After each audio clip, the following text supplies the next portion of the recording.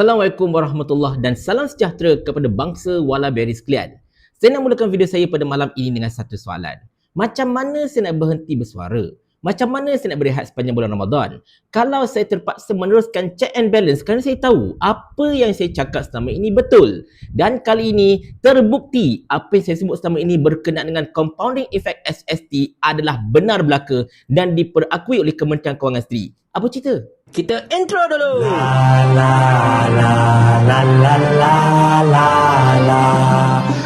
Sebelum kita memulakan video kita pada malam ini, tuan-tuan sekalian, izinkan saya untuk mengucapkan salam Ramadan 1445 Hijriah kepada seluruh bangsa Wallaberi, terutamanya yang beragama Islam serta mereka yang bukan beragama Islam. Diharapkan pada Ramadan kali ini, kita dapat benar-benar menghayati semangat perjuangan yang ada dalam Ramadan ini. Sebab kita tahu, dalam sejarah Islam ada banyak sekali perang-perang yang telah berlaku di dalam bulan Ramadan ini sebenarnya, seperti Perang Badar dan pelbagai lagi.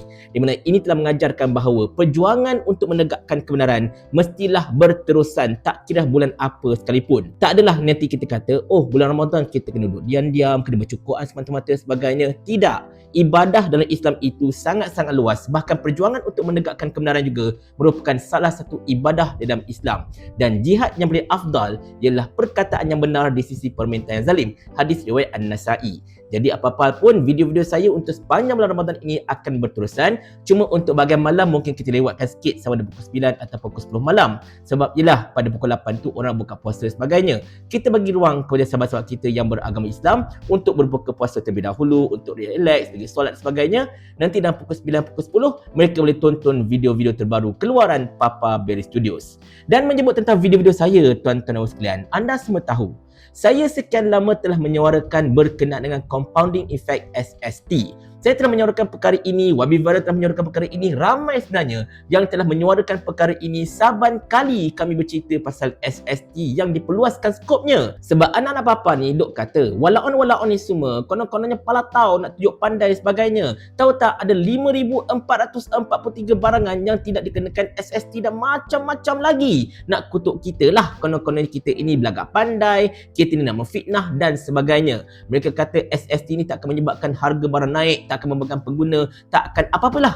Tetapi yang kita tahu dan kita confirm boleh pastikan ialah benda ini akan membebankan pengguna. Macam saya selalu cerita, akan ada compounding effect ataupun kesan berganda berkenaan dengan pelaksanaan SST ini. Kenapa? Kerana SST ini telah diperluaskan. Logistik pun dengan SST, semua perkhidmatan dekat gudang, dekat pelabuhan, semuanya kena SST belaka. Dan ini telah ditunjukkan dengan begitu cantik oleh seorang pemain industri freight dan juga pelabuhan iaitu Elton Tan, di mana beliau telah menulis begitu banyak sekali cas-cas yang akan dikenakan SST dekat pelabuhan sahaja.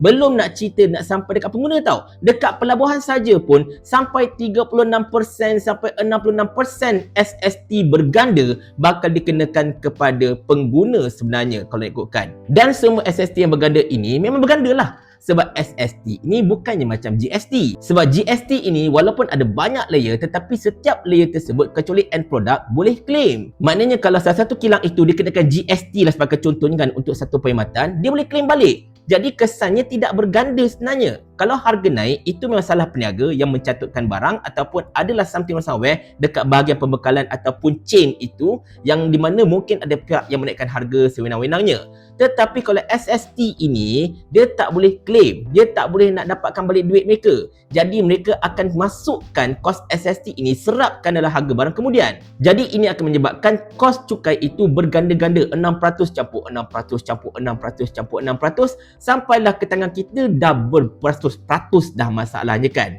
Tetapi itulah, bila kita kata macam ini, anak papa kata kita tipu, kata kita palatau dan sebagainya. Tetapi hari ini terbukti kenyataan daripada Kementerian Kewangan sendiri melalui Menteri Kewangan kedua iaitu Datuk Seri Amir Hamzah, di mana dia kata kerajaan akan memperbaiki semula sistem SST yang telah diperluaskan ini supaya tidak berlaku kesan gandaan. kesan bertindan ketika chain of product itu berlaku. Maknanya sekarang ini kerajaan telah mengakui bahawa sistem SST yang mereka tengah implement sekarang ini bermula 1 Mac akan mendatangkan kesan berganda. Teks itu akan berlapis-lapis dan akhirnya akan menyusahkan pengguna sebab end product nanti harga akan jadi sangat-sangat mahal kerana setiap lapisan akan markup harga mereka untuk menampung kos SST tersebut. Bukan saya kata, bukan YB Viral, tetapi Menteri Kewangan kedua iaitu Datuk Seri Amir Hamzah.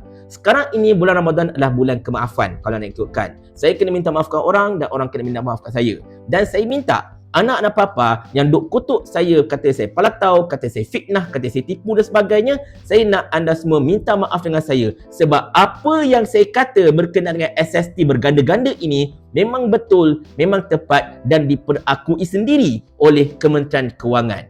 Anda nak kata apa sekarang ini?